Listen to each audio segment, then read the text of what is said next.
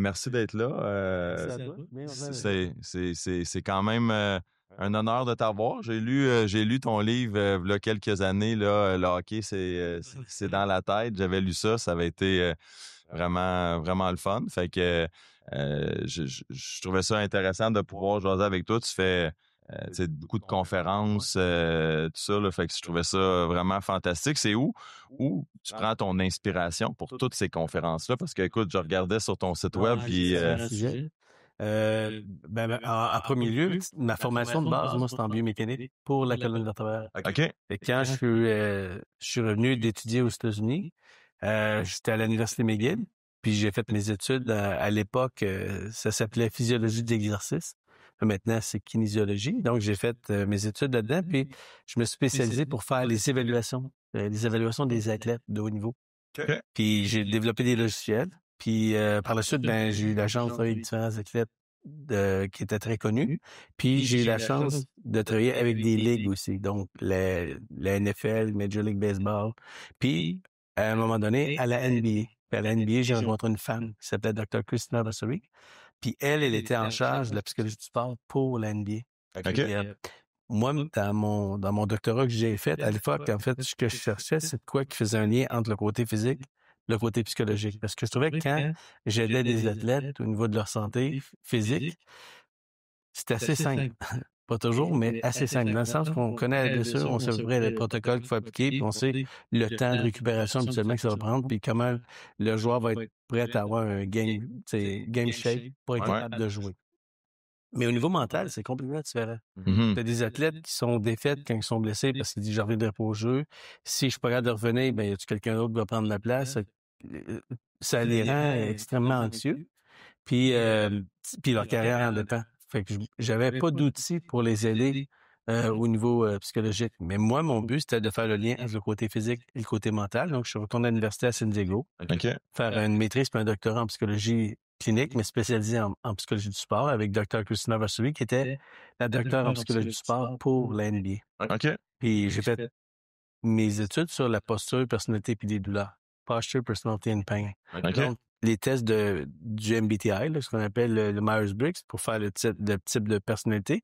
Puis l'évaluation de posture, c'est un système que j'avais déjà inventé à l'époque, puis j'ai distribué partout. Puis c'est cet outil-là qu'on se servait avec les athlètes de haut niveau. Fait que j'ai fait le lien entre les OK. OK. Fait que ça m'a amené à avoir une partie de ce que je peux parler au niveau de mes sujets dans les conférences. Ouais. Autant au niveau physique, Ouais. je peux parler au niveau psychologique. Donc, tout ce qui est leadership, travail d'équipe, la motivation, les fixations d'objectifs, la gestion du stress, la gestion de notre soliloque, notre conversation interne. Tout ça, c'est la façon dont je bâtis les conférences que je donne. Mais une conférence, Yannick, c'est un peu comme à mi-chemin entre un spectacle ou presque puis une formation. Ouais. Il faut que les gens y rient, il faut qu'ils soient touchés, il faut qu'ils pleurent, puis il faut qu'ils réfléchissent. Ouais. S'ils rient, ils pleurent, puis ils réfléchissent, c'est winner parce que l'information qu'on donne, la connaissance qu'on transmet, il faut qu'elle s'imprègne pour les gens. La façon qu'elle puisse s'imprégner, c'est qu'il faut qu'elle soit associée à une émotion. Mm-hmm. Dans notre vie, on se souvient des choses qui ont été hautes en émotion. Que ce soit triste ou ce soit gay, on se souvient de ces éléments-là. Les autres choses qu'on a vécues, on s'en souvient pas si on peut être associé à des émotions qui sont fortes. Quand on fait une conférence, on n'a pas énormément de temps. Tu sais, les conférences, ça va durer 1 heure à 1 heure et demie à peu près.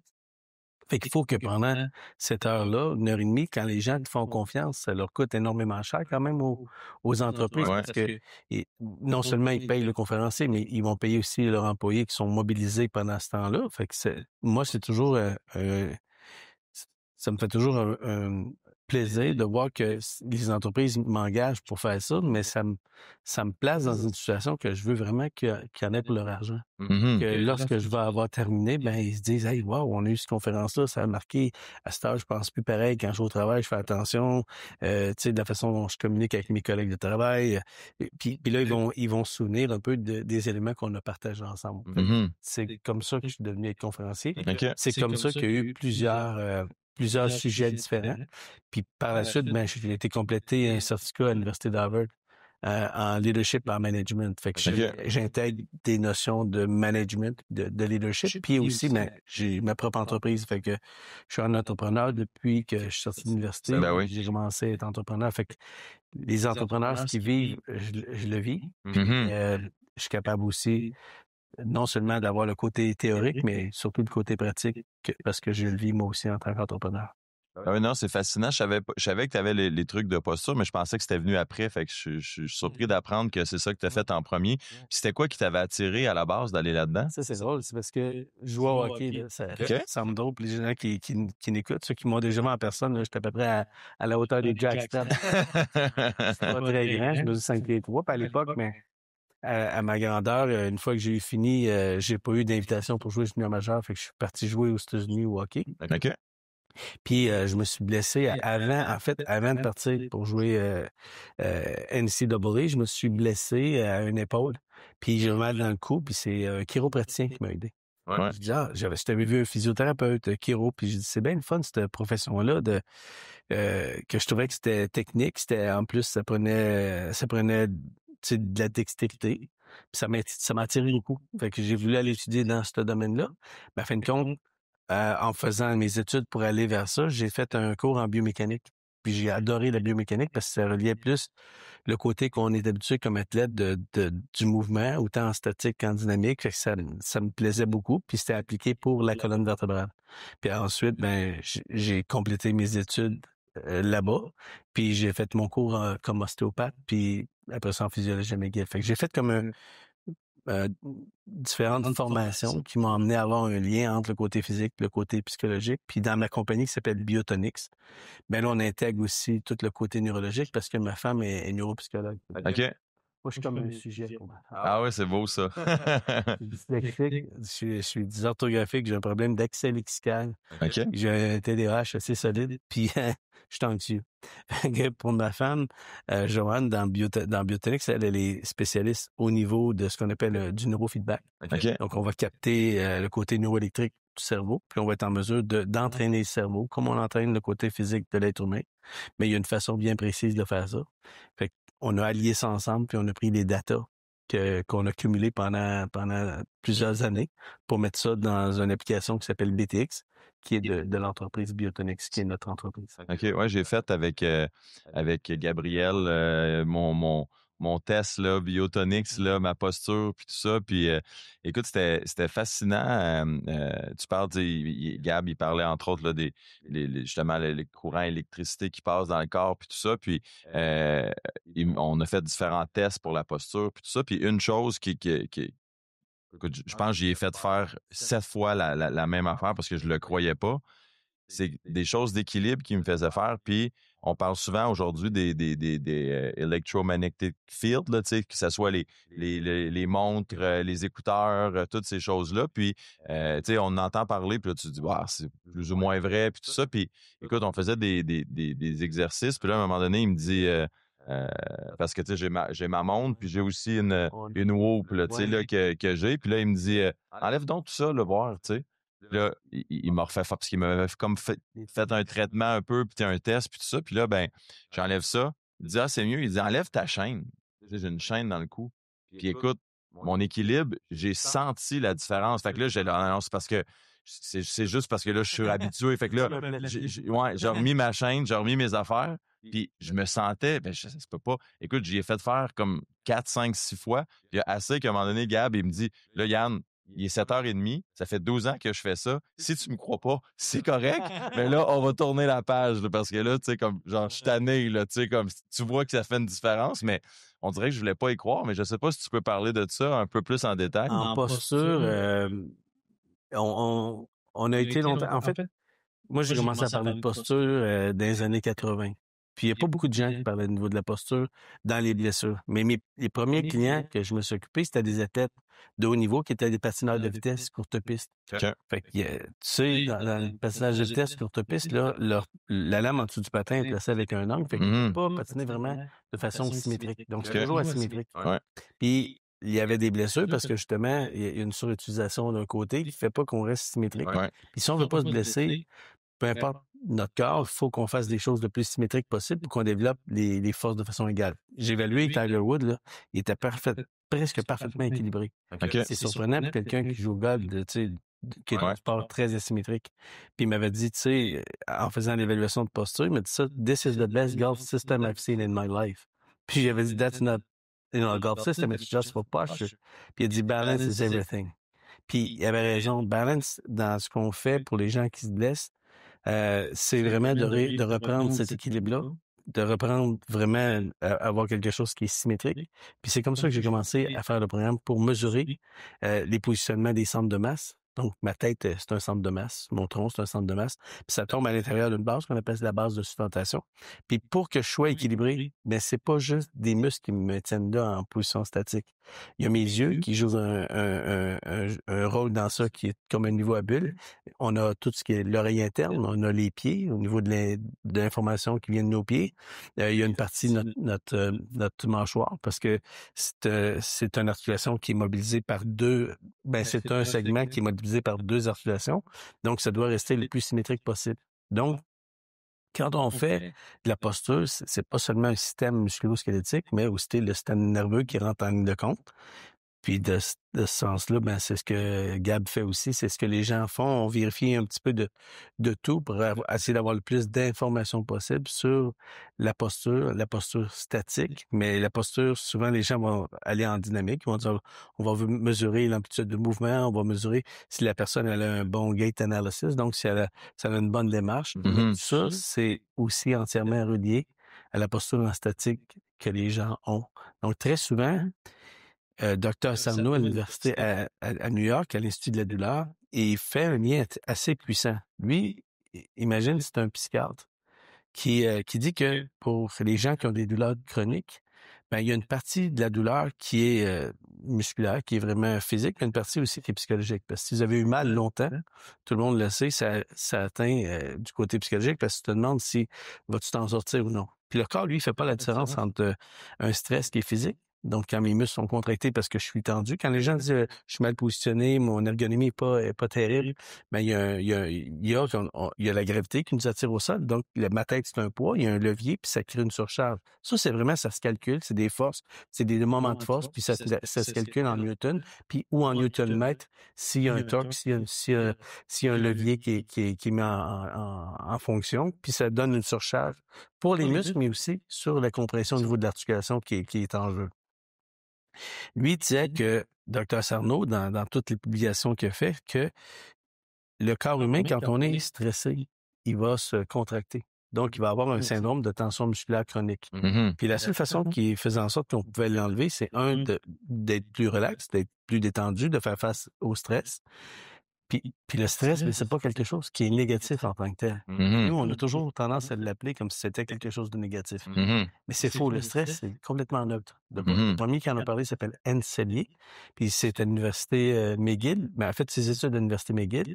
Puis ensuite, il a fait ses études à l'université McGill. Puis ensuite, il a enseigné pendant plusieurs années à l'université de Montréal. Puis lui, ce qu'il a fait, c'est le lien que le stress, un stress positif, ça s'appelle un eustress. Chez les athlètes de haut niveau, comme toi, tu as fait du sport, toutes les athlètes qu'on voit, on appelle ça le niveau d'activation. Donc, avant un sport, tu as besoin de t'activer, mais tu as besoin de sentir que psychologiquement aussi, il y a un certain stress. Ce stress-là, on en a besoin. Et dans le stress, un stress qui est positif, ça s'appelle un eustress, qui permet de bien performer. Puis un stress qui est négatif, c'est un distress. Donc, c'est quelque chose qui vient t'affecter. Puis si le stress il dure trop longtemps, s'il est trop intense, puis il revient trop régulièrement, ben les gens vont tomber malades parce que c'est de l'anxiété prolongée. L'anxiété prolongée, soit de l'anxiété de performance, de l'anxiété d'anticipation, mais éventuellement, ça va être de l'anxiété généralisée, puis là, les gens vont tomber en épuisement. Donc, quand j'ai voulu mettre un peu tous ces éléments-là en place, ben les gens qui sont dans les entreprises qui m'engagent pour des conférences, c'est de ça qu'ils veulent parler. Ils veulent parler de la gestion du stress, de la gestion de la performance, de la gestion du temps, comment je communique avec mes gens, le leadership. Puis c'est tous ces éléments-là qui sont mis en branle. Puis c'est avec les différentes études que j'ai faites, puis l'expérience que j'ai acquérie. Ben là, quand on a mon âge, on peut parler d'expérience. Fait que je transmets ça aux gens. Donc, dans le cas de Gab, l'outil qu'il utilise, c'est l'évaluation de la posture que j'ai créée pour que le professionnel, il le voit, lui, que le patient a des déviations, qui est un peu croche, mais le patient ne le voit pas. Parce que si le patient le voyait, il pourrait se corriger par lui-même. Il saurait. Ben oui. Mais notre système proprioceptif fait en sorte que si, pendant des années, j'ai une asymétrie musculaire, j'ai la tête vers l'avant, pour moi, être droit, c'est d'être dans ces déviations-là. Ben oui. Parce que T'as compensé toute ta vie. Pour moi, si je demande, placez-vous le plus droit possible, c'est ce qui va servir. Fait avec l'université Baylor au Texas, il y a quelqu'un qui a fait son doctorat en physiothérapie sur la posture, mais sur la proprioception que les gens ont de leur posture. Donc, ce qu'on a fait, c'était un peu comme un studio noir ici, où il n'y avait pas de lumière, mais où on a mis une ligne de plomb. Une ligne de plomb, c'est un fil avec un plomb au bout, puis on a placé la ligne de plomb. C'est la seule chose dans la pièce qui était éclairée. OK. Puis on a dit aux gens, ça, c'est votre référence, ça, c'est droit. Donc maintenant, placez-vous face à ce fil de plomb-là et placez-vous dans la meilleure posture que vous croyez que vous pouvez avoir, qui serait le plus droit possible pour vous. Puis là, les gens ont fait ça. Puis là, on a pris des photos des gens, comment est-ce qu'ils étaient positionnés. Puis chacune de ces personnes-là, dans ce doctorat-là, repositionnait leur corps dans une asymétrie, qui était l'asymétrie qui, pour eux, est devenue comme leur normalité et qui était une asymétrie musculaire, puis ça faisait en sorte... Oui, comme tu as l'impression que tu es droit, mais dans le fond, tu es comme ça. Les Là. gens disent, non, je suis pas croche de même. Mais oui, c'est la réalité. Et c'est pour ça qu'un système qui démontre à la personne, voici où vous en êtes en ce moment, donc on mesure, et ensuite on peut remesurer avec la partie où on a eu une amélioration. Fait que souvent, dans le domaine de la santé, ce qu'on désire, c'est tout ce qui est des analyses au niveau subjectif. Donc, tu me dis, j'ai mal à tel endroit, tout ça. Ça demeure subjectif parce que c'est ton évaluation de ta douleur de 1 à 10, un exemple. Puis ensuite, on va faire une évaluation objective. Alors, les médecins vont utiliser des prises de sang, des radiographies, toutes sortes de choses comme ça. Nous, on va utiliser des mesures vraiment précises. On va mesurer comment la personne est positionnée. Et ensuite, on fait l'analyse de ces deux choses-là. On a fait l'analyse de ce qui est subjectif, de ce qui est ce qu'on a eu comme information objective, qui a été mesurée. Puis, on en fait une analyse. Puis ensuite, on fait une prescription. On fait en fait, on va dire à la personne ce qui serait le mieux pour elle. Et ça s'appelle des SOAP. Donc, S-O-A-P. Puis c'est ce qui fait qu'on n'échappe pas de choses quand on veut aider des gens. Fait que c'est dans cette optique-là que moi, j'avais besoin d'un outil pour être en mesure, de mesurer puis de montrer à la personne qu'il y a des déviations puis il faut corriger ça. Et si on corrige les problèmes posturaux, très souvent, ça corrige énormément de problèmes qui sont sous-jacents à ça. Mais à l'époque, j'étais pas mal bien seul quand je suis revenu des... Mais encore aujourd'hui, parce que j'écoute, j'ai joué à un professionnel au hockey, puis j'ai eu des bons coachs, j'ai travaillé avec des psychologues sportifs à travers les années en Europe, j'ai eu un éventail de consultants, de spécialistes avec qui j'ai travaillé. Puis écoute, quand je suis sorti du bureau à Gab, écoute, j'ai jamais eu un examen comme ça. Fait que, oui, c'est peut-être plus connu maintenant, mais après avoir fait ce truc-là, puis ces exercices-là pour me corriger, puis tout ça depuis, tu sais, comme, j'ai dit, pourquoi que c'est pas plus connu que ça? Tu sais, pourquoi que c'est encore quelque chose que, écoute, j'en parle à tous mes chums, puis personne, même des gars qui ont joué pro, qui ont entendu parler de ça, j'étais surpris de ça. Ouais, c'est ça, c'est que on a une mentalité un peu nord-américaine. Où on a une blessure, puis on va traiter les choses de façon locale. Mm-hmm. On regarde, il y a une blessure, on traite la blessure, puis on s'assure que l'athlète va revenir au jeu le plus vite possible. Mais on regarde malheureusement pas assez souvent le côté tout global de l'ensemble de comment la personne se sent. Et quand je dis se sent, comment elle se sent physiquement, mais aussi au niveau mental. Mm-hmm. Quand on fait ça, lorsqu'on fait ces analyses-là plus approfondies, ça donne énormément de data, d'informations, autant pour le praticien que pour la personne qui, enfin, comprend ce qui se passe avec elle. Puis, parce que souvent, on se dit, mais c'est pas normal, comment ça que je reviens pas aussi vite? Qu'est-ce qui se passe exactement? Puis depuis, j'ai cette douleur-là ou j'ai ce problème-là depuis longtemps. Mais la façon de le creuser, c'est que notre corps est fait pour être symétrique le plus possible. Puis on fait face toujours à la gravité, puis on est dans des postures qui sont pas normales. Dès le départ, on s'est levé debout, puis c'est une petite base de sustentation, donc il y a beaucoup de déséquilibre. Notre corps est pas jamais vraiment en équilibre parfait. Il est toujours en train de compenser puis de travailler pour garder cet équilibre-là. Puis si j'ai une blessure, ben là, ça vient affecter ce système-là qui devrait en réalité, de façon fonctionnelle, être le plus optimal possible. Puis tantôt, tu parlais, tu parles d'équilibre puis tout ça, puis tu mentionnais le côté anxiété. Puis ça, c'est de quoi que je trouve que on le voit là un peu, là, surtout cette semaine, il y a eu les élections américaines qui sont passées, puis je trouve tellement que mon constat de tout ça, là, pour ou contre, là, la question n'est pas là, c'est les gens, ils ont tellement un sentiment de peur, tu sais, comme selon moi, qui est pas fondé, là. Mais au-delà de ça, je trouve que cette semaine, ça a refait sortir ça beaucoup. Mais c'est de façon généralisée, je trouve qu'on vit dans une ère d'anxiété quand que tu regardes ça, c'est peut-être le moment depuis les terres existent que l'humain est le plus confortable dans son corps, puis toutes les choses qu'on a, le linge, la bouffe quand on veut, tout va bien, puis c'est là qu'on est le plus anxieux. Je trouve que c'est quand même spécial de voir qu'on ait autant peur de tout quand on est dans un moment qu'on n'est jamais été autant confortable. L'anxiété vient beaucoup de choses qui sont inconnues, sur lesquelles on n'a pas beaucoup de contrôle, puis ça peut créer de l'anxiété. En ce moment, dans le monde dans lequel on vit, tu viens de parler des élections, de ce qui se passe aux États-Unis, c'est on est dans un monde très polarisé. Mm-hmm. Donc, on a de moins en moins le centre. Donc, c'est blanc ou c'est noir. Mais quand les gens disent avec cette personne-là, c'est blanc ou noir, moi, ça me fait peur. Ça s'appelle le manque de... C'est un manque de jugement. C'est un manque de perspective sur l'entièreté de ce que c'est. Mais en bout de ligne, tu sais que tous les extrêmes finissent par se rejoindre ensemble. Mm-hmm. Parce que à l'extrême, il n'y a rien de bon qui se fait. Mm-hmm. C'est plus au centre où on est, où ça prend des gens qui sont capables d'être en mesure de juger puis de dire mais je suis pas nécessairement tout à droite ou tout à gauche, il y a du bon dans les deux. Puis si on était plus au centre, on serait capable d'avoir une meilleure compréhension des uns et des autres, puis on aurait moins de jugement face à l'autre, puis il y aurait moins aussi de mésentendus parce qu'on serait pas aux opposés, on serait pas à l'antipode de l'un et des autres. Donc ça prend énormément de vouloir être près de l'autre, de comprendre l'autre. Mm-hmm. On est dans une société qui en ce moment se ferme beaucoup. Donc on nous a malheureusement, on nous a placés dans des opposés qui fait en sorte qu'aujourd'hui, au lieu d'être ensemble comme humains, si on commence à parler de politique, si on parle de certains sujets, ça devient extrêmement tabou, puis ça crée des conflits.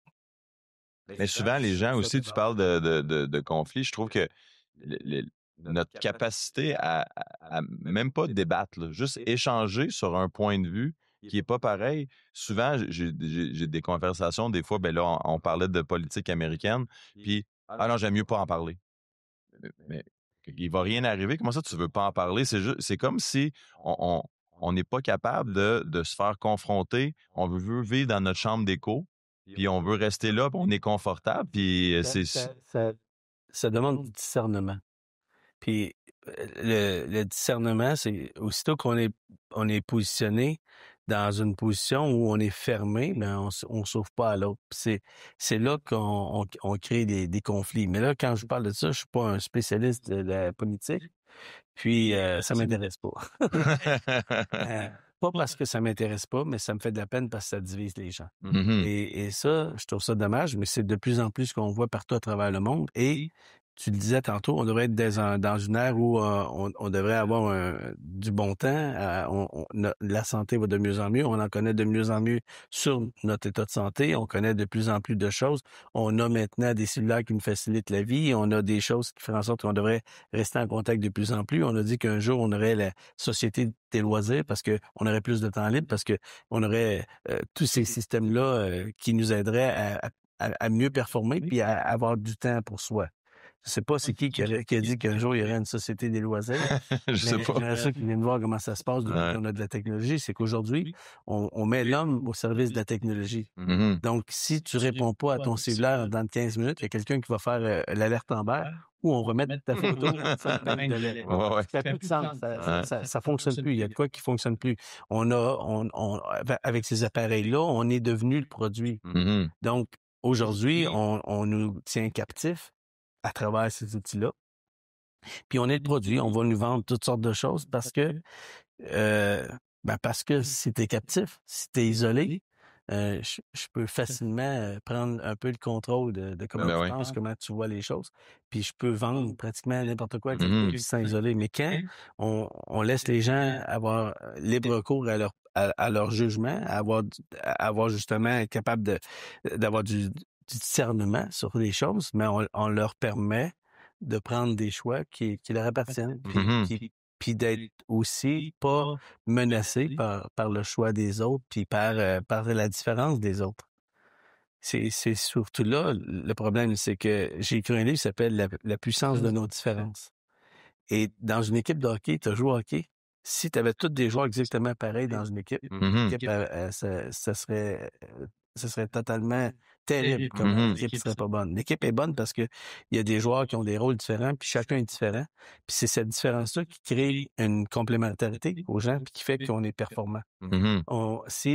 Souvent, j'entends des gens dire « Ah, je vais partir en affaires avec Pierre, on pense pareil, on est pareil. » Là, je leur dis « Faites pas ça, vous allez avoir les mêmes forces, les mêmes faiblesses. » C'est pas avec quelqu'un qui est différent de toi, ça va te challenger. Ça va avoir les mêmes valeurs. Exactement, les mêmes valeurs, mais pas la même créativité, pas la même façon de voir les choses. Parce que en bout de ligne, vous allez avoir les mêmes faiblesses et les mêmes forces. Mais quand je suis capable d'apprécier la différence de l'autre, on devient une équipe qui est beaucoup plus puissante. Puis pendant 16 ans dans la NBA, Dr. Christina Versoville a fait les tests de personnalité chez tous les joueurs. Puis elle s'est rendue compte que toutes les équipes, sans exception, pendant 16 ans, ceux qui gagnaient étaient fabriqués de plus de types de personnalités variées dans une seule et même équipe. Donc ça, c'est puissant. Ça veut dire que quand Michael Jordan a dit « OK, je veux jouer avec tel ou tel joueur », ben il n'est pas allé chercher des joueurs comme lui, il est allé chercher des joueurs différents. C'est ça qui a fait qu'ils sont devenus qui ils sont.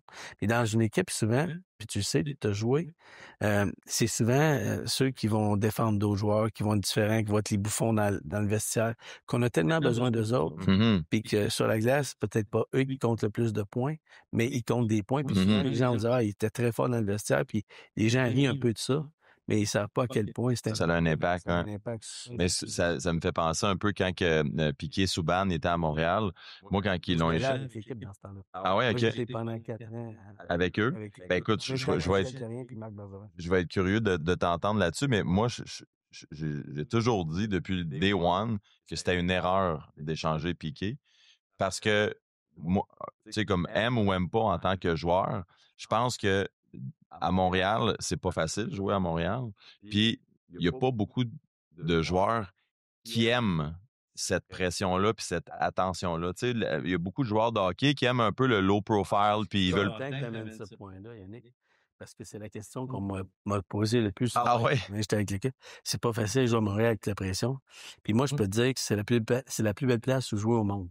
Oui, c'est sûr. Si tu donnes 100% de toi-même, parce que ceux qui regardent la game connaissent un peu plus la game que si tu vas jouer en Arizona ou en Californie. C'est pas méchant pour ces gens. Non, c'est sûr. C'est pas méchant pour les spectateurs de ce point-là. Mais ici, au Québec, les gens sont plus critiques face à la game parce que il y a plus de gens qui connaissent la game. Les gens, ce qu'ils veulent d'un joueur de hockey, c'est qu'il donne le maximum de lui-même à chaque soir. T'as pas besoin d'être le meilleur. T'as juste besoin de montrer que t'as du cœur. Ici, t'en veux la preuve, demande à Steve Bégin. Steve est probablement le joueur ou un des joueurs qui a été le plus aimé à Montréal. Avec Guy Lafleur, avec certaines personnes qui se sont démarquées, ou Jean Béliveau. Puis tous ces gens-là qui avaient du caractère, ou Patrick Roy. Puis effectivement, quand Piquet Souban est avec nous, quand on est arrivé avec l'équipe, il y avait un froid. Puis on le sentait dans le vestiaire. Pas juste envers lui, c'était comme un vrai salon funéraire dans le vestiaire. Monsieur Gauthier avait été là avant. Puis quand on est arrivé, j'ai dit Michel, moi j'avais déjà été impliqué avec plusieurs autres équipes, puis pas juste dans le monde du hockey, mais au hockey, au baseball, avec les Braves d'Atlanta, avec d'autres sports. Puis je trouvais tellement que le vestiaire était comme tellement drabe, là. Drabe. Puis lui, il détonnait complètement. Là. Puis je me souviens, à mon arrivée à Montréal, il était en train de renégocier son contrat. Si les gens se souviennent, en 2012-2013, il y a eu une grève. Puis le hockey a commencé juste en janvier. Donc nous, on s'était préparés pendant l'été parce que Marc avait été engagé peut-être au mois de mai ou juin, Marc Bergevin. Puis après ça, il a fait les entrevues pour les coachs. Puis quand Michel est arrivé, il est venu me chercher avec Marc. Puis on a commencé à travailler tout le monde ensemble. Il y avait des gens d'exception. Là. Il y avait Gérard Gallin, il y avait Jean-Jacques Daigneault, il y avait Clément Jaudoin, que les gens oublient souvent, mais c'est probablement un des cerveaux les plus forts au niveau du hockey. Puis on était tous ensemble. Puis on a été arrivé à la conclusion de dire, hey, les joueurs, c'est flat, il n'y a pas de fun dans le vestiaire. Puis je me souviens qu'on avait fait certains échanges de certains joueurs pour aller chercher des joueurs différents. Puis ça a créé tout de suite un changement. Puis avec Michel, on avait discuté, puis on avait mis le mot « no excuse » dans le vestiaire.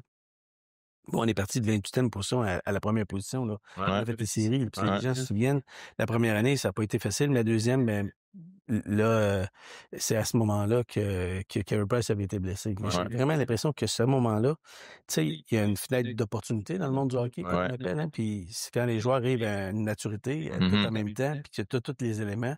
Et cette fenêtre-là, elle ne dure pas des éternels. Non, c'est sûr. Puis là, on était rendu à ce point-là. Puis quand tu dis par rapport à Piqué, moi, je peux juste dire que c'est un gars qui est extrêmement gentil. C'est quelqu'un qui est différent. Puis probablement, si on avait été dans le monde du basket ou du football, ça aurait été très différent. Mais dans le monde du hockey, c'est un monde... Mais surtout à Montréal. À Montréal aussi. Parce que, tu sais, à Montréal, tu le vois souvent, en tout cas, c'est mon avis de l'extérieur, mais j'ai fait partie de l'organisation. J'ai pas joué avec les Canadiens, mais avec leur club école.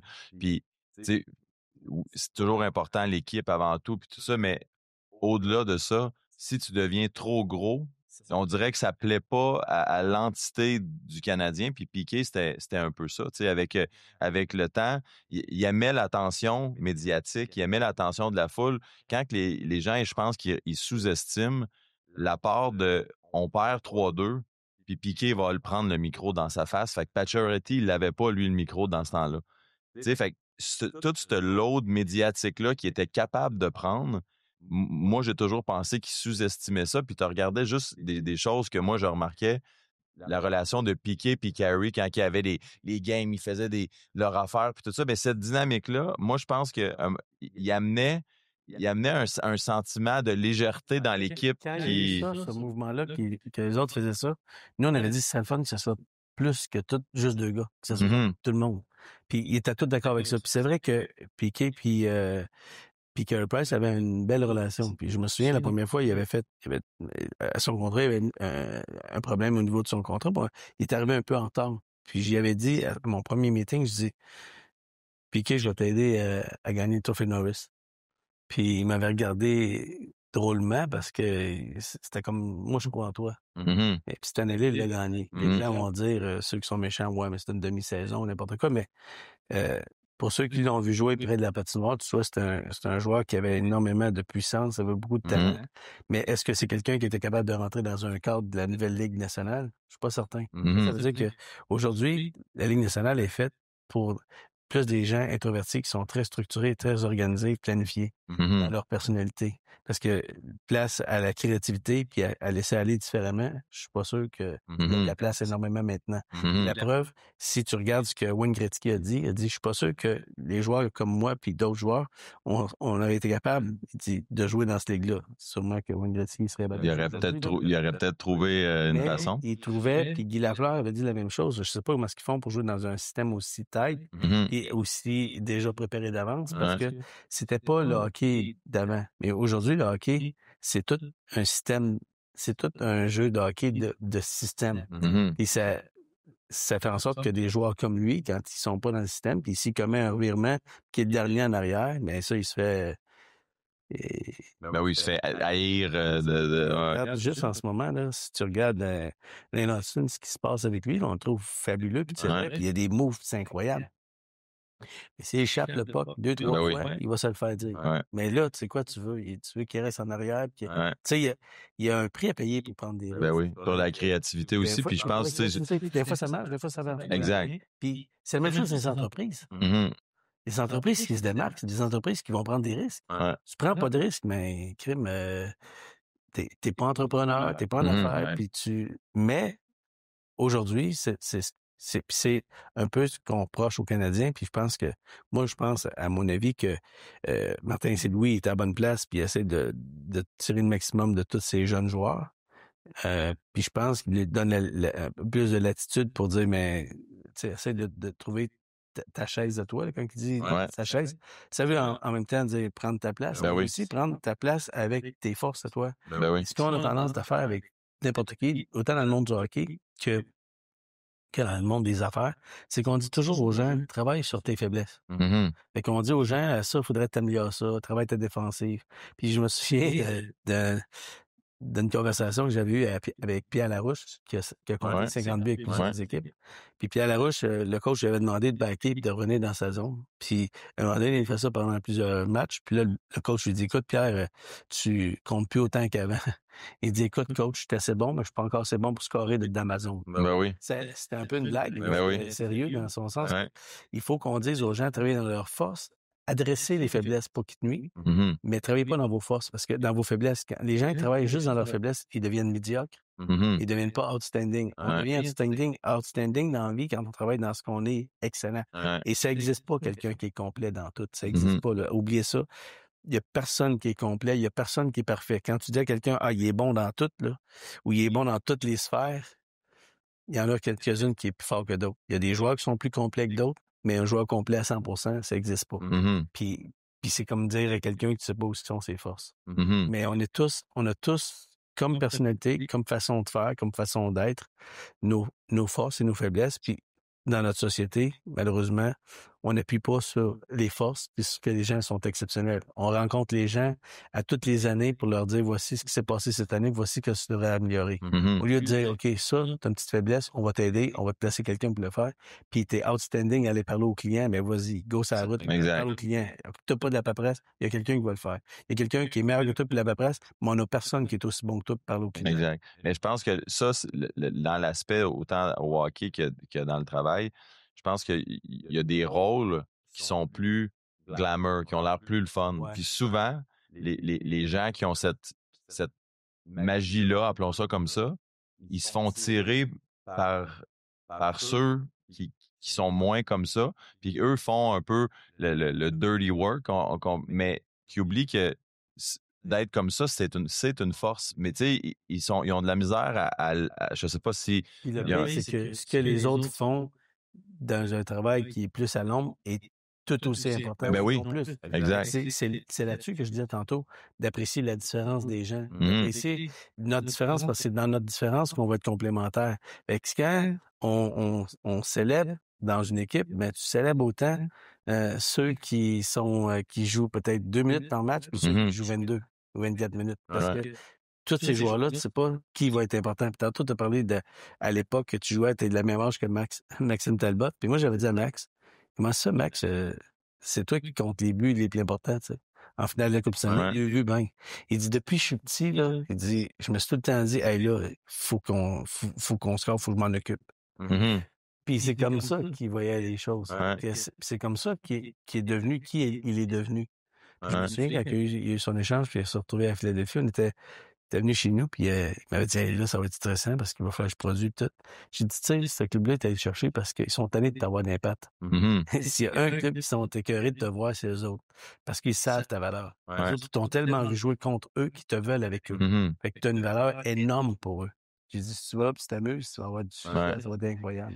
Mais aussi, quand les gars ils changent d'équipe ou... Son salaire, à ce moment-là, avait augmenté. Fait que là, ils se mettaient une pression de plus. Ben oui, exact. Mais les gars, souvent, quand ils changent d'équipe comme ça ou qu'ils arrivent de quoi, puis je pense que les dirigeants sont coupables de ça aussi. Tu parlais de la chimie entre les joueurs. Souvent, d'une équipe, tu sais, exemple, Crosby avec les Pingouins. Souvent, les gars qui jouent avec, ça fonctionne. Ils ont 30, 40 buts puis tout ça. Mais c'est pas des gars de skill si haut que ça. Mais avec Crosby, ils font comme un travail particulier. Exact. Mais ils sont excellents à faire ça. Puis là, tu les emmènes, ils signent des gros contrats, puis ils s'en vont dans une autre situation que là, c'est qu'il faut qu'ils traînent le pas, qu'il faut qu'ils fassent les jeux. Mais ils ont... Tu veux la savoir, cette réalité-là? c'est tellement drôle. Regarde la carrière de Mario Lemieux. Mm-hmm. Puis il y a un joueur qui était avec lui quand il y a eu... Rob Brown. Oui, il y a eu... je me souviens plus du nom, mais il y a eu je sais pas combien de points. Ouais. Puis là, il est parti avec les Pingouins, il a signé un gros contrat, puis je pense qu'il y a eu 2 points dans le saison. Exact. Fait que ça donne ce que ça veut dire. C'est que lui avait besoin... Puis, tu sais, je suis content que tu amènes ce point-là parce que ça dit exactement ce qu'on est en train de parler ensemble. Quand tu regardes des joueurs de hockey, on va prendre le hockey par exemple, mais c'est vrai dans tous les sports. Tu as des joueurs qui sont des joueurs des 2 premiers trios, qui ont des skills, qui ont des habiletés, puis qui sont d'excellents joueurs de hockey. Tu as des joueurs de 3 et 4e trio qui font un rôle qui est différent. Puis tu as besoin de ce rôle-là. Tu as des joueurs dans la Ligue américaine qui ont plus de talent que beaucoup des joueurs qui sont sur la 3 et la 4. Mm-hmm. Mais étant donné que ce qu'ils ont comme habilité, ils sont pas capables de percer le 1 et 2, ils sont pas capables de jouer sur 3-4. Fait qu'ils sont meilleurs joueurs de hockey qu'il y a plusieurs joueurs. Fait que quand les gens disent les meilleurs joueurs de hockey sont dans la Ligue nationale, c'est pas vrai. Mm-hmm. En grande partie, oui, c'est pas vrai. Il y a des joueurs en Europe qui font une carrière incroyable. Si on mettait, mais je pense que c'est une erreur de la Ligue nationale, quand ils ont refait tous les amphithéâtres, ils auraient dû mettre ça de façon à ce que ce soit une patinoire de grandeur olympique, pour plusieurs raisons. Une, pour que le jeu soit plus ouvert, les joueurs patinent de plus en plus vite, ils ont de moins en moins d'espace, de plus en plus de blessures. Fait que moi, ça se peut, je veux pas blesser un joueur, mais j'ai tellement pas d'espace que quand il se tourne puis que je le frappe, c'était pas mon but, mais ça va tellement vite. Si on a une patinoire plus grande, tu as joué en Europe, tu sais ce que c'est. Ben oui. Mais c'est beaucoup plus dur, de frapper un joueur. 2, tu as plus d'espace. Puis 3, c'est que ça donne beaucoup plus de place aux joueurs de talent d'exploiter ce qu'ils sont vraiment.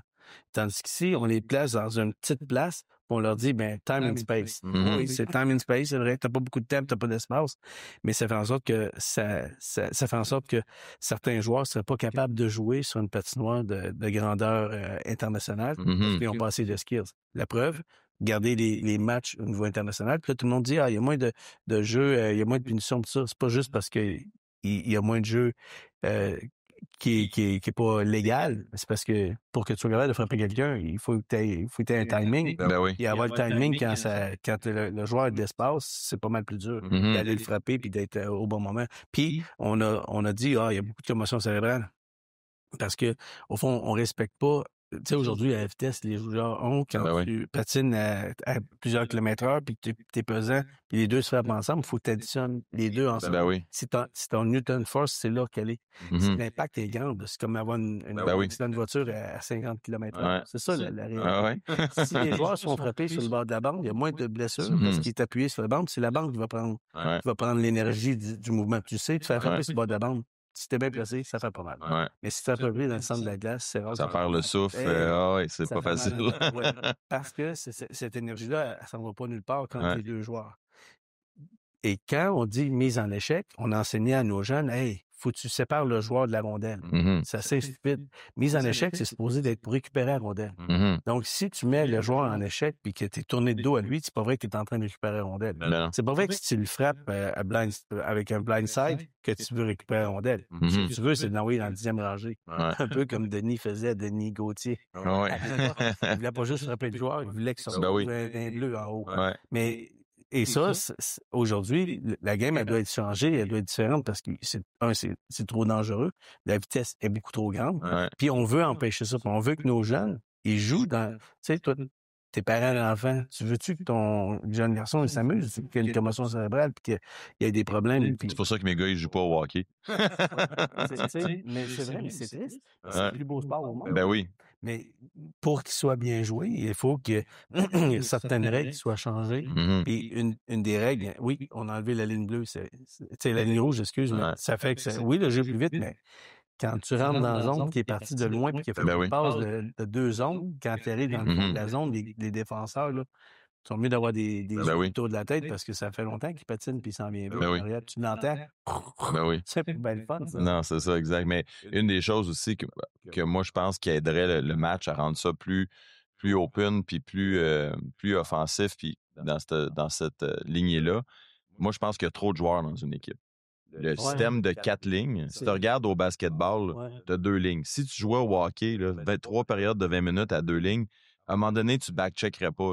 Puis ça ferait que la game serait plus ouverte. Fait que moi, je pense que d'avoir 4 trios, c'est une erreur. Moi, je pense que 3 trios, max, 4 défenseurs, là. Le hockey était joué avec 3 lignes. Mhm. Puis on a ajouté ça par la suite. Puis, puis l'association des joueurs, elle sera pas d'accord avec toi parce que ça fait de l'argent, hein? Ça fait peur aux joueurs qui gagnent de l'argent.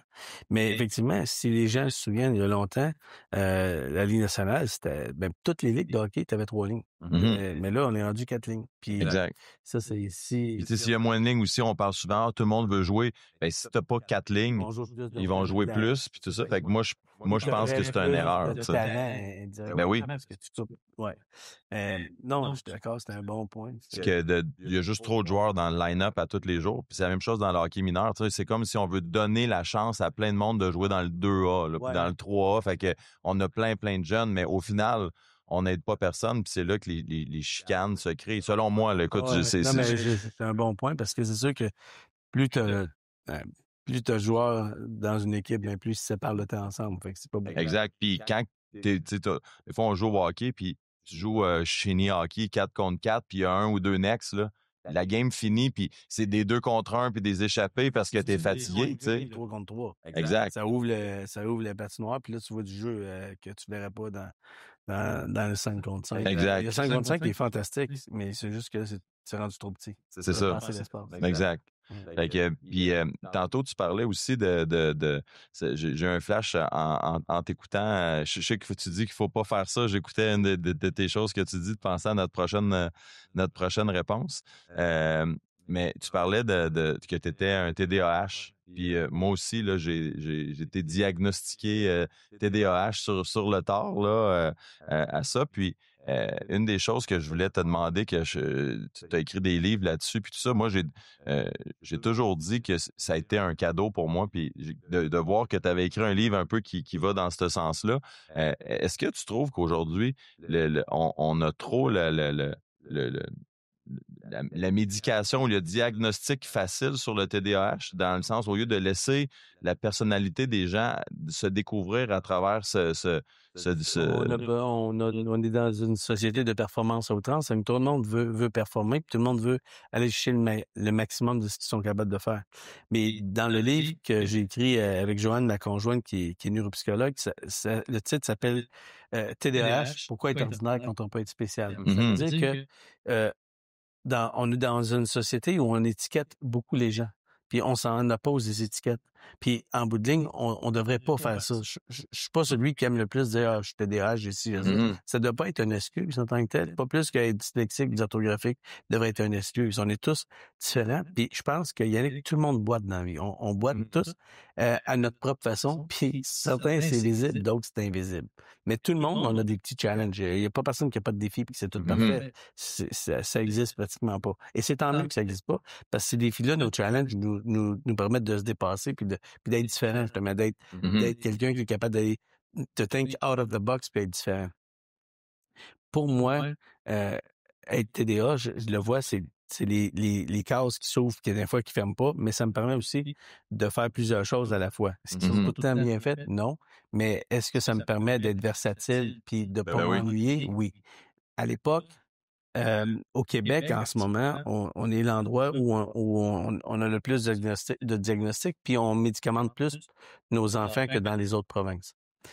La raison exacte, je la connais pas, mais c'est le diagnostic pour un TDAH, c'est de plus en plus facile, puis c'est de plus en plus les professeurs, les gens à l'école qui le demandent. Donc, quand il y a un enfant qui est un peu différent, des fois qui est turbulent, mais on va demander à ce qu'il soit médicamenté. Puis à l'époque, que c'était le Ritalin, ben ça changeait beaucoup la personnalité des jeunes. Puis souvent, il avait pas d'appétit, il arrêtait de manger, il devenait vraiment une autre version de lui-même, oui, complètement. Ouais.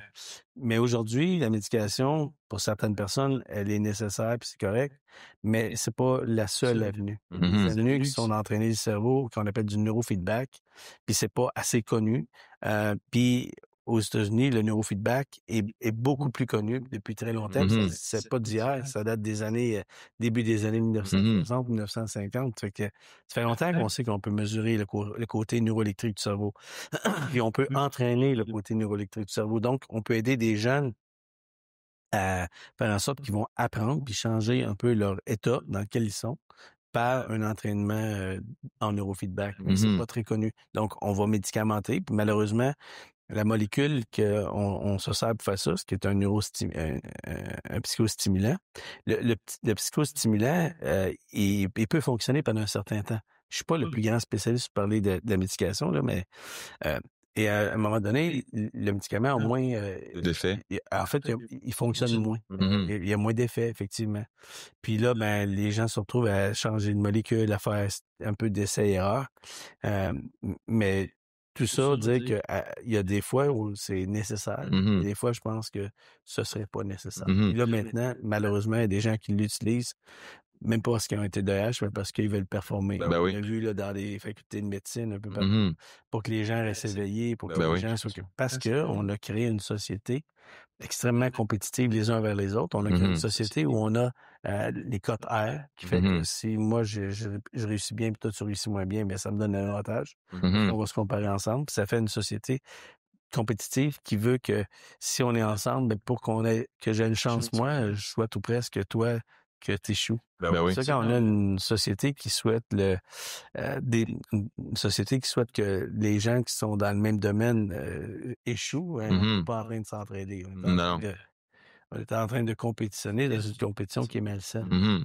Donc, c'est dommage, je ne sais pas ce qui existe pour que ce soit différent, mais on devrait faire les choses différemment pour pas que les jeunes qui sont dans les mêmes classes se sentent mis en compétition. Mais au contraire, qu'ils soient capables de s'entraider pour créer une société où tout le monde va s'entraider.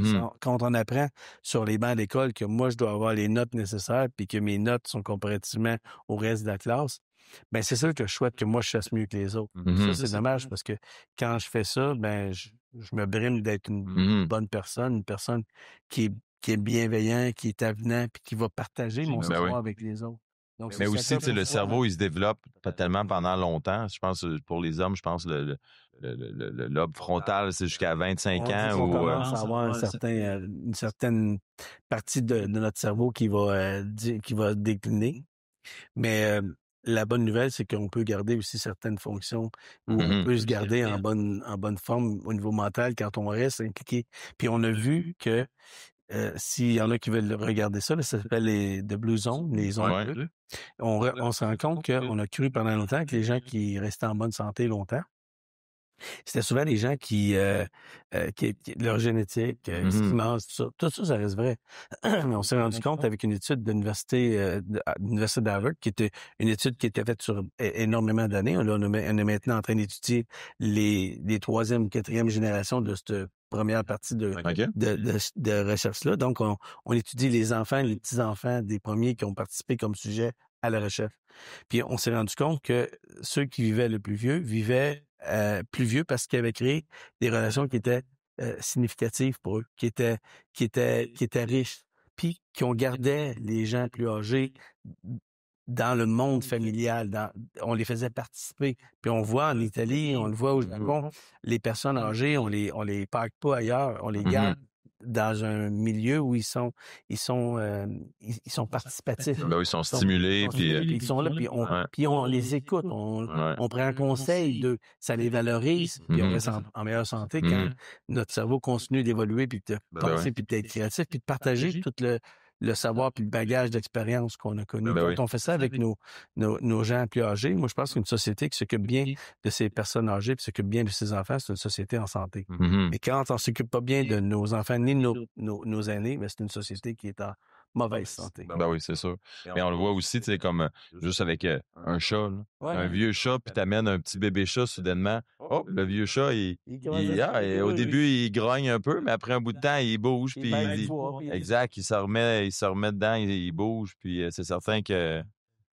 Mais le mouvement est autant d'être stimulé mentalement que physiquement aussi. Tu sais, je pense que toutes les maladies qu'on a, tu sais, on parlait de douleur tantôt, à un moment donné, tu as mal à quelque part, tu bouges pas, mais là, t'ankyloses. Quand t'ankyloses, ben là, ça va créer de l'arthrose, puis tout ça. Tu sais, la journée que t'es plus capable de bouger, c'est la vie. Exact. Puis, tu sais, pour la santé, c'est dans les choses que, tu sais, toi, tu as la posture. Là, c'est une belle combinaison, je trouve, de faire ce que tu fais parce que c'est c'est ça la vie, dans le fond. Là. Si tu es en santé entre les deux oreilles, tu as une bonne posture, tu bouges bien. Quand je parle de ça, c'est pas parce que moi, je suis mieux que les autres. Au contraire, je suis le fucké de la gang. Si j'ai voulu étudier le côté de la psychologie, c'est parce que, je suis anxieux. Deux, je voulais comprendre aussi. Je pense qu'on est attiré par quelque chose qu'on a en premier lieu besoin pour soi. Puis quand on se sent bien avec ça, puis on apprend, on veut juste le partager. Quand tu dis avec tout le bagage que tu as, tu dis que tu es quelqu'un d'anxieux.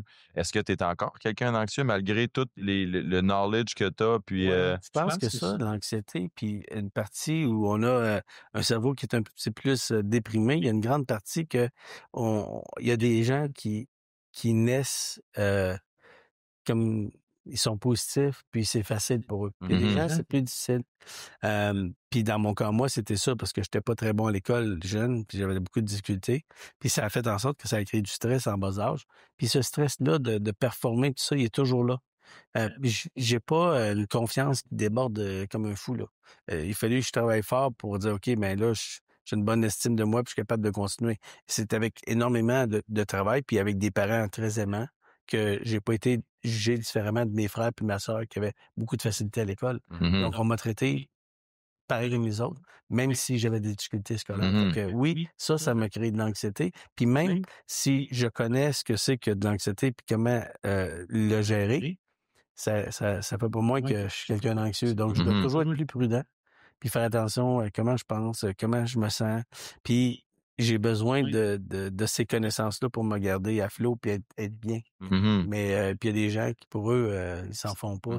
C'est dans leur nature de pas être anxieux. Pour moi, j'ai une nature un peu plus anxieuse sur tout. Tu sais, puis c'est souvent bon ben ce qui va arriver. Puis on envisage un peu le pire, mais le pire est souvent pas là. Mais malheureusement, cette crainte-là demeure toujours quand on est quelqu'un d'anxieux. On se fait beaucoup de scénarios, des scénarios qui sont un peu catastrophiques. Mais des fois aussi, c'est souvent une façon d'être. Puis on peut le refaire, on peut le corriger.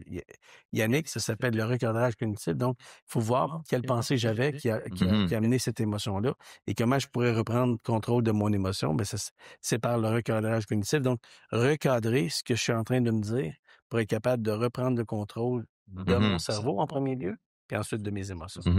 Il y a un aspect aussi, beaucoup, je sais pas si tu travailles avec ça, mais je sais, de par mon expérience personnelle puis de ce que j'ai lu un peu, les recherches que j'ai faites, il y a un gros impact avec la respiration aussi. Hein. Je pense pour comme première chose que des fois, les gens, ils s'en rendent pas compte, puis juste de respirer de la mauvaise façon peut déclencher une crise d'anxiété chez certaines personnes. On sait pas, tu sais, l'anxiété, c'est comme, est-ce que c'est ma pensée ou est-ce que c'est comment je me sens qui va déclencher une émotion ou est-ce que c'est mon émotion qui déclenche une pensée? En fait, il fonctionne dans les deux sens. Et quand j'ai pas de recul puis que je respire puis que je me dis, OK, je vais dédramatiser la situation, ben tout de suite, l'anxiété va se calmer. Et l'anxiété, elle, comment elle fonctionne, c'est c'est un système de mécanisme de défense, donc elle a peur. Puis l'anxiété, c'est comme un peu, c'est comme une force. Donc si j'ai de l'anxiété, j'ai du stress, si tu forces contre moi, puis je résiste, elle augmente la force. Mais si tu pousses contre moi, mais que je t'accueille, vas-y, t'as pas d'impact sur moi. Si on accueille notre stress, il y a moins de stress. Je dis souvent aux gens, tu sais, le livre qu'on écrit s'appelle Anxiété sur mon invité. Donc, inviter l'anxiété, inviter le stress. Aussitôt que tu l'invites, le stress, c'est un peu comme une belle-mère. Si tu l'invites, elle ne viendra pas, mais si tu ne l'invites pas, elle va être là. Fait que si tu l'invites, ton stress, il va diminuer. Fait que les gens ont déjà fait des attaques de panique, des crises d'angoisse. Faites-vous un party de crise d'angoisse. Un party d'attaque de panique là, avec tous vos amis. Vous vous dites à 8 heures ce soir, on fait une attaque de panique. Il n'y a personne qui va faire une attaque de panique à 8 heures. Là. Tout triste à la piscine au pilote. Pourquoi? Parce que ce qui crée l'attaque de panique, ce qui crée comme on est au départ, c'est les émotions qu'on vit. Puis là, il y a une attaque, mais souvent pas fondée. Je dis pas, par exemple, les gens qui vivent dans des milieux où il y a une guerre et des choses comme ça, les autres, c'est fondé. Mais pour nous autres, que tu disais tantôt, je comprends pas pourquoi on est aussi anxieux quand on est dans un monde aussi confortable. Mais est-ce que c'est pas là le parallèle qui fait qu'en sorte qu'on est autant anxieux? Si, exemple, demain matin, il y a quelqu'un qui est très, très anxieux, là, on l'amène, puis on le laisse tout seul dans le bois, puis on lui donne pas d'aide, il faut qu'il survit. Je pense pas qu'il va se mettre en boule puis qu'il va arrêter de bouger, je pense qu'il va être en mode de survie. Mais si on est toujours dans c'est facile, tout est facile toujours, est-ce que notre cerveau, chez certaines personnes, est-ce que justement, ils cherchent des solutions à trouver à leurs problèmes, mais dans un contexte il n'y en a aucun problème, fait qu'on s'en crée nous-mêmes? On s'en crée un peu. Mais tu as un bon point là-dessus. Tu sais, les gens découvrent qui ils sont vraiment dans des moments difficiles. Mm-hmm. Puis souvent, dans les moments difficiles, les gens vont dire « Je pensais jamais que je serais capable de passer à travers ça. C'était tellement difficile. J'ai vécu un deuil, un divorce, une séparation. On n'a pas trouvé qui est difficile dans la vie. » Puis on finit par s'en sortir parce que à travers ça, il y a de la résilience. Mm-hmm. Puis cette résilience-là fait en sorte qu'on vit différemment. Puis un jour ou l'autre, notre cerveau va s'adapter à cette nouvelle réalité-là, puis on s'en sort. Mais tu sais, quand la pandémie est arrivée, tout le monde, on a un peu paniqué en se disant « Mais c'est quoi ça? C'est terrible. » On n'avait pas été soumis à ce genre de choses-là. Donc, quand c'est arrivé, au départ, on nous a dit « Ben restez chez vous, puis là, prenez du temps pour vous. » Nous, les cliniques avec Joanne, les patients avaient commencé un protocole d'entraînement de leur cerveau. Puis avant de faire ça, on fait un QEG quantitatif, donc on mesure le cerveau puis ils commencent leur entraînement. Ce qu'on s'est rendu compte, c'est que Joanne s'est rendu compte qu'après 3 mois d'arrêt total, les gens avaient pratiquement plus d'anxiété dans leur cerveau. Puis on pensait qu'ils auraient tout perdu l'entraînement qu'ils avaient fait. C'était le contraire, c'était maintenu, mais surtout il y avait moins d'anxiété.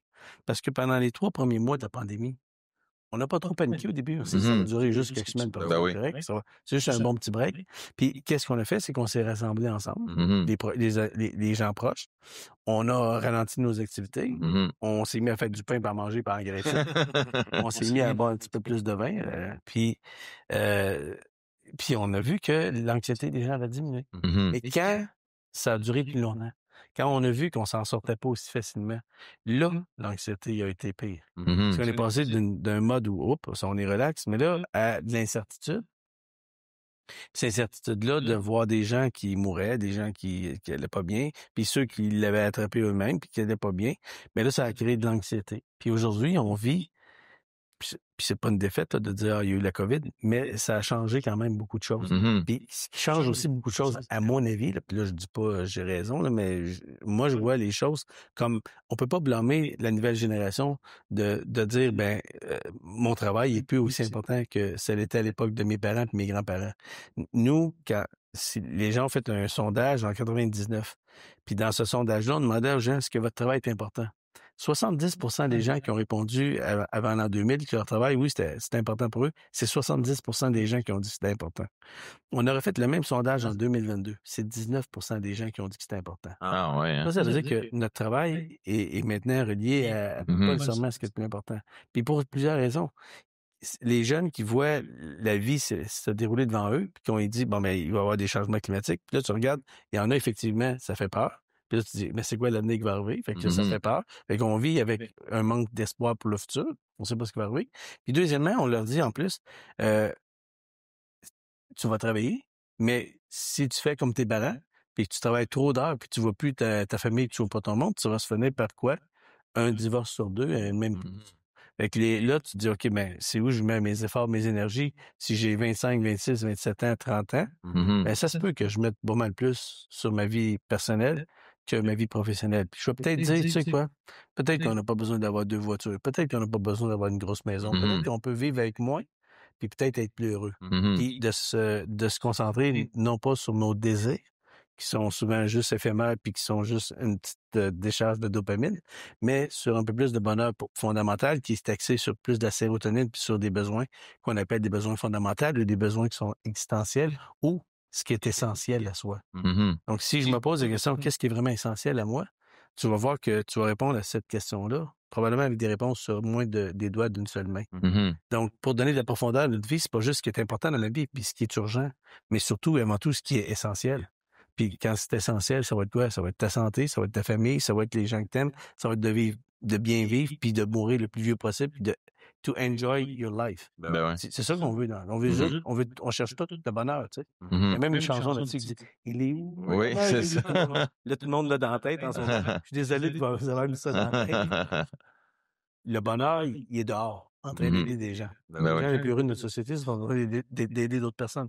Eux autres, ils ont compris que c'est pas le bonheur, mais la bonheur. L'heure qu'on passe avec eux, ceux qu'on aime, heure et eux, mettez ça ensemble, serait heureux.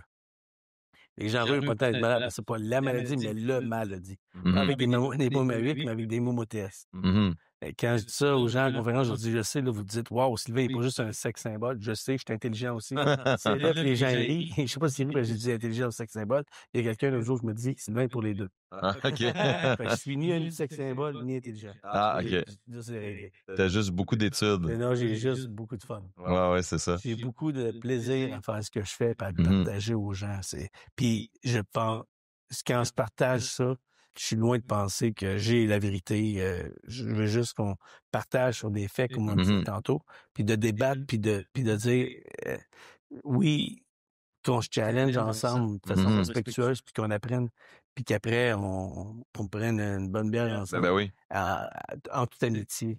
Puis c'est ça qui manque dans notre société. Mais dans les communications, tu sais, c'est la base, tu sais, les relations entre humains, c'est de communiquer, puis c'est de quoi que des fois, on a de la difficulté, tu sais, surtout dans un air de texto ou ces choses-là, tu sais, des fois, il y a quelqu'un qui dit « Hey, t'as dit ça », puis tu sais, vraiment d'être... Mais comment même t'as pu penser que ce que j'ai dit, ça voulait dire ça? Tu sais, cette association-là, pourquoi que notre cerveau interprète j'imagine on a des machines à interpréter, mais... La première chose, c'est qu'on n'a pas appris à communiquer. On a appris à échanger. On échange de l'information. Mais l'information que je reçois, je l'interprète à partir de mon vécu, de ce que je suis, puis de comment je vois la vie. Fait que ce que tu me dis, je l'interprète aussi. Donc, est-ce que j'ai vraiment capté derrière ton message l'intention que tu avais derrière ton message ou celle de ma perception de ton message? La réalité, c'est la perception de mon message par rapport à ce que tu me dis.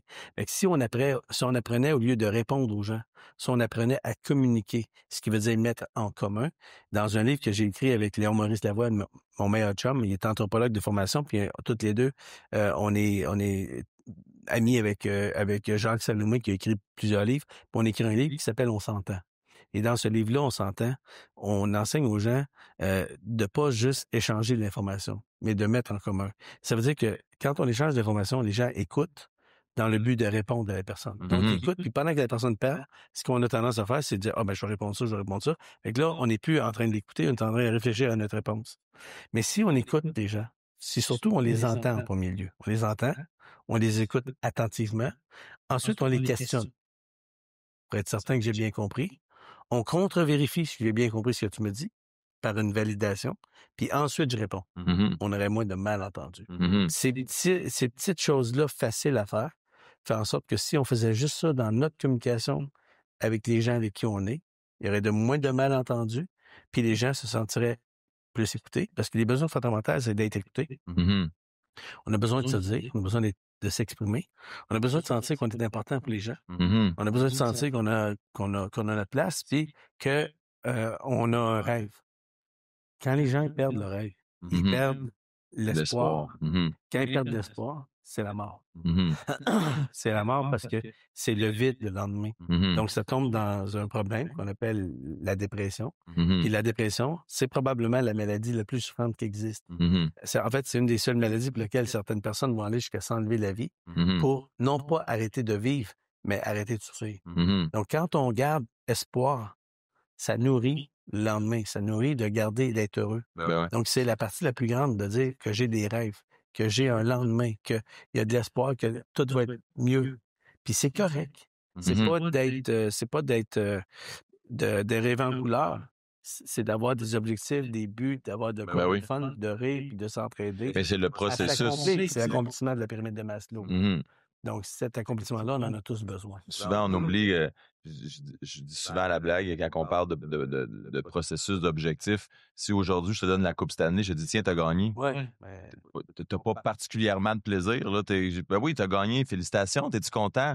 Ben, pas particulièrement. Tu sais, OK, je suis content d'avoir touché, je vais prendre une photo, je vais mettre ça sur Instagram, c'est cool, mais t'as pas le sentiment d'avoir gagné, mais qu'est-ce qui fait que c'est le fun de gagner? Mais c'est tout ce que tu as fait avant. En fait, c'est très drôle parce que tu dis le mot gagner, puis et tu vas voir, je fais un jeu de mots là-dessus aussi.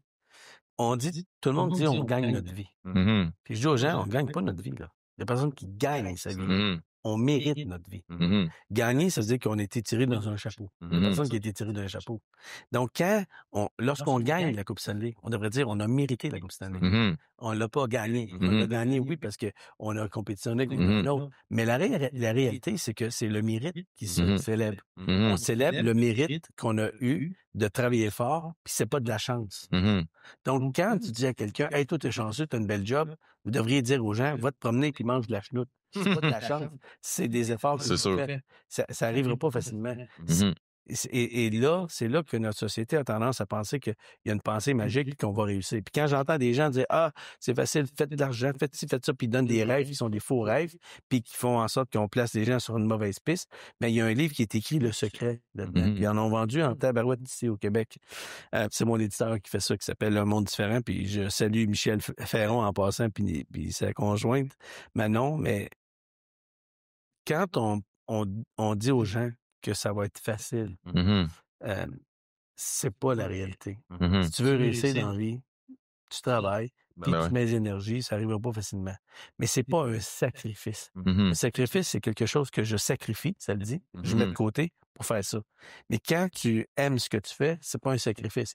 Tu le fais parce que tu as du plaisir pendant que tu le fais. Dans les fixations d'objectifs que les gens ont, on connaît tout le système SMART, qui s'appelle spécifique, mesurable. Tu sais, les objectifs qu'on se fixe, c'est spécifique, mesurable, atteignable, habituellement qu'on dit. Puis moi, je dis, enlevez le mot atteignable, mettez amusant. C'est ça le fun. Pendant le processus de réussir, si tu n'as pas de plaisir, tu vas abandonner avant. Il faut que ce soit réaliste, puis il faut que ce soit temporel, il faut qu'il y ait un temps. Sinon, tu n'y arriveras jamais. Puis récompensez-vous régulièrement. Souvent, les gens, ils travaillent fort, ils font un projet, puis sautent un autre projet sans jamais se récompenser. Mais le conditionnement classique dans la psychologie, c'est qu'on sonne une cloche, on te donne une nourriture, le chien va s'élever, c'est Pavlov. Mais si je sonne la cloche, puis je donne jamais de nourriture, le chien arrête de s'élever. Puis les êtres humains qui prennent pas le temps de se féliciter, de faire high five, puis de dire au monde comment on apprécie ce qu'on vient de réussir comme petite victoire, ton cerveau, il dit, ça vaut pas la peine, je travaille pour toi, là. Je suis jamais récompensé. Et quand on récompense un comportement qui est désiré, le comportement qu'on veut répéter, ça, c'est du conditionnement opérant, puis c'est Skinner qui a démontré ça. Si je récompense les comportements qu'on disait tantôt, des gens qui sont à l'arrière, qui sont pas nécessairement à l'avant-scène, il faut que ces gens-là, on les récompense autant et sinon plus que les gens qui sont en avant-scène. Parce qu'ils méritent tout le même respect, puis la même attention. Absolument. Cette même reconnaissance-là. C'est cette reconnaissance-là qui manque dans notre société. Ce manque de reconnaissance-là de ne pas être heureux. Moi, j'ai jamais vu personne dire « Ah, je suis en burn-out. T'es trop heureuse. » Tout le monde m'aimait, tout le monde m'appréciait. Je suis capable d'être heureux. Je suis en épuisement professionnel. Chez nous, je t'ai arrêté de travailler. J'étais ben trop heureuse. C'est sûr. Il n'y a personne qui fait un burn-out quand ils sont extrêmement heureux. On fait un burn-out quand on est malheureux, puis malheureux souvent à cause des relations qui sont des fois toxiques dans le monde du travail. Puis des gens qui ont un gros ego qui blessent d'autres personnes. Donc, si on est un bon leader, les gens me disent souvent, moi, j'ai 50 personnes travaillant en dessous de moi. Puis je dis, oh shit! Comment tu sais les supporter si t'es au-dessus d'eux autres? Si t'es un leader, t'es pas au-dessus des gens, t'es en dessous des gens. Encourager pour élever les gens. C'est ça qui est la base. Non, mais souvent, les gens, ils ont, dans un travail d'équipe, dans des entreprises comme ça aussi, il y en a beaucoup qui ont soif de contrôle, tu sais, qui ont faim de... d'estime et de confiance en soi. Exact. Si j'ai confiance en moi, ton succès n'est pas au mien. Moi, je travaille avec des sumo au Japon. Donc, on sait que le hockey, c'est gros ici. Les sumo, c'est encore plus gros. Dans tous les sens du terme. J'aime ça, le travail avec les autres. Quand je vais là, je me sens mince. Puis à un moment donné, un de mes athlètes, il avait les yeux fermés, puis il avait les mains jointes comme ça. Puis Masako, qui est la traductrice, il dit, Masako, quand il va ouvrir les yeux, demande-lui à quoi il pensait. Quand il ouvre les yeux, elle demande à quoi tu es en train de penser. Il dit, j'étais en train de remercier mon adversaire de samedi prochain. Je suis en train de lui dire merci d'être aussi bon. Grâce à toi, tu m'as meilleur. On est loin du hockey au Québec, hein, Yannick? Ben oui, non. Les parents à chaque côté de la patinoire disent « Ouais, tu sais! » Non, exact. Ce que ça veut dire, c'est quand on a de la compétition dans la vie, il faut la respecter, puis il faut souhaiter qu'elle soit la meilleure possible. Plus on a une compétition qui est forte, plus ça nous pousse, nous, à être encore meilleurs. Fait qu'au lieu de voir ça comme de quoi de négatif, Il faut le voir comme quelque chose de positif qui nous pousse, nous, à encore mieux performer, puis à au moins être fiers et heureux de ce qu'on fait. Ce sentiment d'appartenance. Quand on dit à un groupe, il faut avoir un sentiment d'appartenance, on parle au logo, on pense à la fierté. Le sentiment d'appartenance, c'est pas juste sur la fierté. Un sentiment d'appartenance, c'est surtout et avant tout un sentiment de sécurité. Quand on appartient à une même équipe, c'est que tu sais que tu fais partie. C'est comme si on disait en anglais, there's only one place called home. Cette partie-là, c'est où tu te sens en sécurité, où tu peux être toi-même. Pourquoi? Parce qu'on t'apprécie dans tes différences. On t'apprécie autant dans tes faiblesses que dans tes forces. Et quand on fait ça à quelqu'un, on le place en sécurité. La personne peut devenir donc créative. Moi, je peux pas être créatif si j'ai peur. Je peux pas être créatif à trouver des nouvelles idées et à m'essayer. Parce que les gens ont peur de l'échec. Parce qu'ils ont pas su relever des défis. Ils n'ont pas su relever des défis. Pourquoi? Parce qu'ils ont peur de l'échec. Fait que si tu as peur de l'échec, tu fais rien. Fait que les gens que tu vois qui n'ont jamais rien fait, tu peux blâmer tout le monde des autres parce que les autres eux-mêmes n'ont jamais rien fait. Mais si tu fais de quoi, quand je vois des jeunes des fois qui ont des difficultés financières puis qui font faillite, je me dis, j'ai tout le respect du monde pour ces gens-là. C'est tough d'être en affaires. Puis on en a vu plusieurs qui ont fermé là, avec la COVID, des gens qui avaient des restaurants, des gyms, toutes sortes d'affaires. Puis pour moi, j'ai beaucoup de respect et de reconnaissance, d'admiration même pour ces gens-là. Parce qu'ils ont eu le courage de démarrer une entreprise, d'être entrepreneur quand on sait comment c'est difficile. Fait que je pense que tous ces gens-là ont autant de mérite et du respect que ceux qui réussissent bien. Absolument. On va vénérer souvent les gens au niveau financier qui réussissent bien. Mais je pense que c'est correct aussi. Exact. Dans les deux sens, on a besoin de le faire. Exact. Tu parlais de défis, de relever des défis, puis tu as fait une blague avec le hockey, là, côté dans les estrades. Mais pour faire un parallèle avec ce que tu disais, de remercier notre adversaire, c'est de quoi aussi, on a tendance, je trouve, au Québec, entre autres, de toujours vouloir niveler, de niveler par le bas. Tu sais, comme là, je lisais le livre là, de Marc-André Leclerc, Le hockey mis en échec. Puis il y avait une quote d'Isabelle Charest, la ministre des Sports, qui disait quelque chose par rapport à un match de 11-0. Tu sais, comme moi, j'ai beaucoup de respect pour le jeune qui lâche pas puis qui veut compter, tu sais, puis à 11-0. Puis j'ai eu une réflexion de me dire, on encourage de pas lâcher. Mais pourquoi qu'à 11, il faudrait arrêter de jouer? Pourquoi que c'est pas cool dans ce cas, le petit gars qui dit hey, « moi, là, je veux tellement gagner, je vais en scorer un autre, puis on va être meilleur. » Pourquoi que l'autre fois, je pense que c'est Alain Craig qui disait que ça avait donc même pas de bon sens que Seattle, ils ont mis leur power play. Mais ils pratiquent, les gars, c'est leur power play, ils veulent se pratiquer. Pourquoi il faut toujours... Moi, en tant que joueur de hockey, quand que je jouais contre une équipe qui lève le pied, puis qui levait le pied, là, puis qui arrête de jouer, c'est-tu insultant? C'est 2 fois plus insultant de jouer contre quelqu'un qui encore pire, tu sais. Fait que pourquoi qu'on a cette mentalité-là de dire hey, là, non, faut pas trop gagner, faut laisser des chances. Pourquoi qu'on est comme ça? Parce qu'on a créé une société fragile. Société fragile à l'échec. Qu'on veut pas qu'il y ait d'échec. Et l'échec, c'est ce qui démontre ce que t'es. C'est dans les moments difficiles qu'on voit qui on est vraiment. Donc, quand les parents, ils surprotègent tout le monde, puis ils veulent pas qu'il y ait d'échecs, tout ça, ils leur apprennent pas qu'effectivement, il faut que tu tombes de temps en temps, il faut que tu te relèves. Si tes parents avaient gardé tes petits trous en arrière sur ton vélo, là, tu serais prêt à la vélo 2 roues. Et un jour, ils en ont enlevé une. Oh, t'as tombé 2-3 fois, tu t'es pété le nez.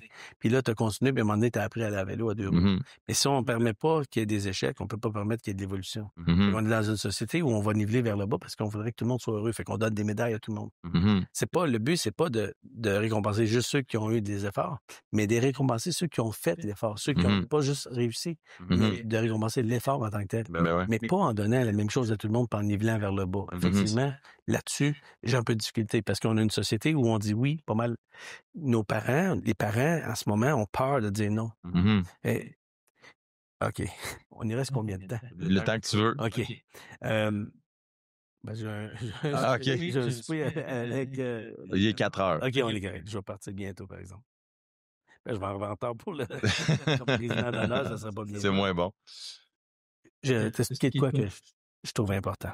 Puis, c'est Léon Maurice, qui est anthropologue avec qui je travaille, qui voyage avec moi pour qu'on fasse les conférences ensemble, puis il m'a enseigné de quoi de vraiment plaisant.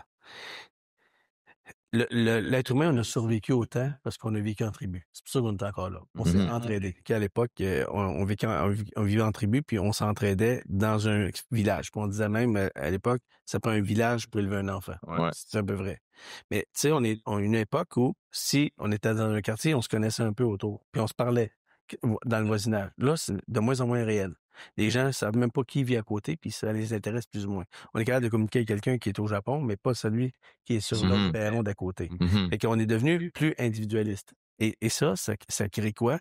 Ça crée que les enfants sont élevés dans un cocon fermé où ils prennent plus de risques. Ils n'ont plus des des vélos où on allait à 2 roues, on venait se promener loin avant. Aujourd'hui, ils se promènent juste un petit carreau parce qu'en cas qu'il arrive de quoi de vraiment terrible. Fait qu'on les garde proches. S'ils font un mauvais coup dans le quartier, à l'époque, si tu faisais un mauvais coup dans ton quartier, ça se pouvait que ce soit le voisin qui te chicane.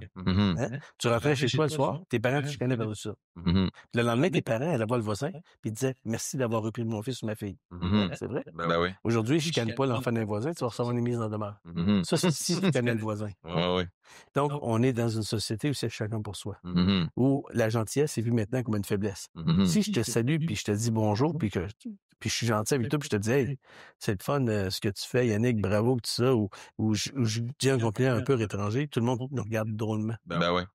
Et là, ils se demandent, mais qu'est-ce qu'il y a derrière ça? Comme si la faiblesse, c'était soit la gentillesse, c'est une faiblesse, ou c'est dans le but d'obtenir quelque chose. La personne est gentille avec moi, mais qu'est-ce qu'il y a derrière ça? Qu'est-ce qu'il veut vraiment? Et là, ils se demandent, mais qu'est-ce qu'ils veulent? Et ça me fait de la peine.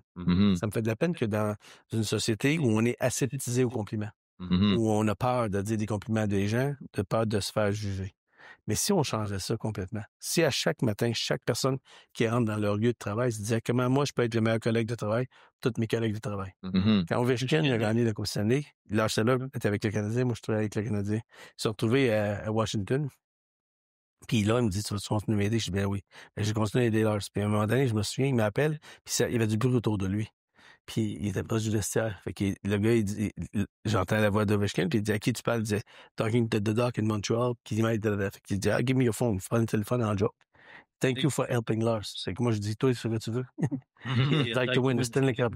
That's easy. Every morning when you get into the dressing room, ask yourself, how can I be the best teammate for all of my teammates? Si tu fais ça, tu vas gagner. Puis il a gagné cette même année-là. Puis il a eu le courage de me remercier. Pas à cause de moi, mais à cause du joueur qui a changé. Les gens, on a vu ce joueur changer. Qui est devenu moins individuel puis qui a commencé à avoir plus de fun. Puis quand il a commencé à avoir plus de fun puis être moins individuel, on a vu que tout le monde autour de lui a rayonné. Donc, les joueurs comme Crosby, les joueurs comme probablement Marc-André Fleury est probablement le plus bel exemple de tout.